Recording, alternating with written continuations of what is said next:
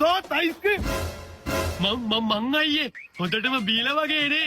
අම්මට මේ අයිස්ක්‍රීම් කවන්න ගිය මල්ලිනේ කොහමද ආදරෙල්ල ගීවිගත අපේ බින්දිලා ඉන්නේ නේ කැල්ලනම් මරු අයියේ මං ජීවිතේට විඳපු නැති පාසවල් ගොඩක් වින්දා. හැබැයි මං එක අවුල් වැඩක් කරා. ඒක අවුල්ද දන්නේ නැහැ.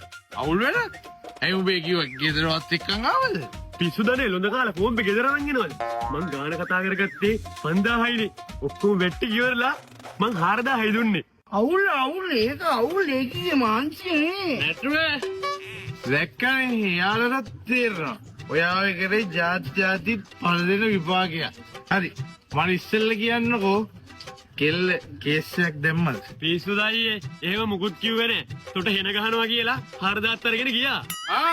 එනං අවුල නෑ තොරේ වල්ලේ අපි දන්සල් නගත්තිලත් කරමු ඒ අයියේ අහන්න බැරුණානේ මගේ වැඩත් ඒ දන්සලේ තත්ත්වය කොහොමද කියලා. ජයටම යන වෙතිනේ. අමර වැඩේ යනවා සුපිරියන කොහමද මගේ අයිඩියා එක අපි හොඳට කෑ හොඳට බිව්වා අන්න බලන්න පොලිම බිමියා අද ගමටම කන්න දෙන්නේ පොලිමක් දාලා.